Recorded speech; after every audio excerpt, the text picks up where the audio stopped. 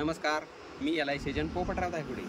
आज आपण जो आळंदी पंढरपूर रोड चालला आहे तिथं नीरा नदीवर खूप मोठा पूल बांधला आहे भारत सरकारने, तिथं उभे आहोत। खरोखर जसा पाण्याचा पूर येतो तसा पैशांचा पूर येतो का, या बाबतीत आपण विचार करायला पाहिजे। मला वाटतं, चला मी इन्शुरन्स सेक्टरमध्ये काम करत आहे त्यामुळे मला वाटतं पैशांचा पूर येतो, पण त्यासाठी तुम्हाला बचत करायला लागेल।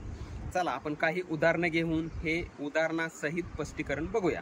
चला पहिल्यांदा बघूया पाण्याला पूर कसा येतो ते। पहिल्यांदा पाऊस पडला डोंगर भागात, त्याच्यानंतर काही पाणी साठलं ते नीरा देवधर धरणात आलं, त्याच्यानंतर ते काही पाणी तिथं त्यांना तुंबून ठेवलं आणि त्याच्यानंतर बाटघर डॅममध्ये आलं, त्याच्यानंतर काही पाणी वीर डॅममध्ये आलं आणि त्यानंतर काही पाण्याचा विसर्ग झाला आणि आपण हा पूर बघतोय। जर भारत सरकारने विचार केला नसता की चला धरणं बांधून काय उपयोग होत नाही, तर शेताला पाणी आज कुठून आलं असतं। सेम टू सेम तशीच गोष्ट इन्कमच्या बाबतीत आहे।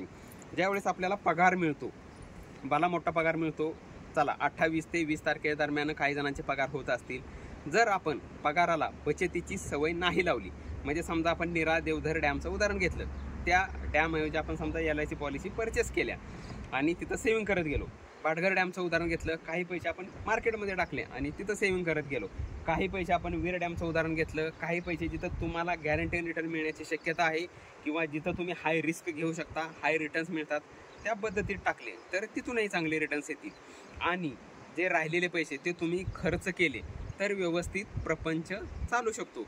जर पहिल्यांदाच तुम्ही एक रेशो आहे, पहिला इन्कम आला आपला, त्याच्यानंतर आपण बचत घेतली आणि त्याच्यानंतर खर्च करायला पाहिजेत। जर आपला इन्कम आला, दुसऱ्या स्टेपला जर खर्च घेतले आणि तिसऱ्या स्टेपला बचत टाकली तर बचत होतच नाही, आलेला पैसा असाच पुराप्रमाणे निघून जातो आणि शेवटी आपल्याला ज्यावेळेस मंथ एंड होते त्यावेळेस खिशात आपल्या एकही रुपया शिल्लक नसतो।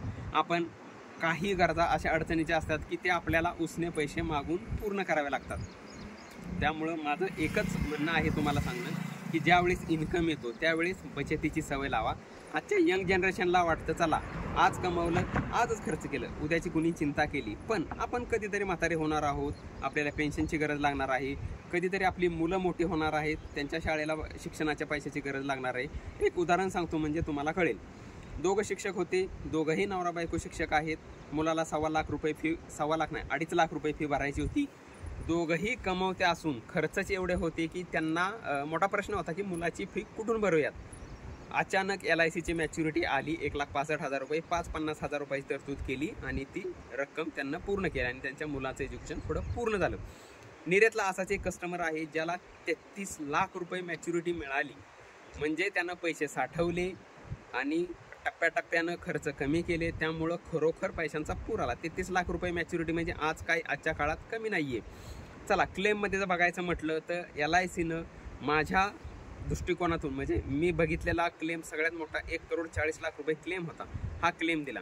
तुम्हाला मनी बॅकचे पैसेही वेळेवर LIC देते आणि गॅरंटेड रिटर्न पाहिजे असतील तर तुम्ही LICतच गुंतवणूक करा, म्हणजे तुम्हाला गॅरंटेड रिटर्न्स मिळतील।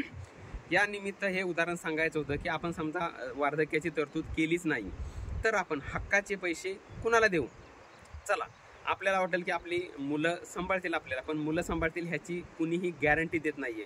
आणि आजकालचा आपण यंग जनरेशन बघतोय, आई वडिलांना सांभाळावं, त्यांची मनोभावे सेवा करावी ही माझी ईश्वरचरणी प्रार्थना, किंवा मनोमन मला असंच वाटतं की सगळ्या मुलींना आई वडिलांना सांभाळावं। पण 1% तुम्ही मायनस विचार करा, जर आपल्या हक्काचे 4 पैसे खिशात नसतील तर आपल्याला कोण सांभाळेल।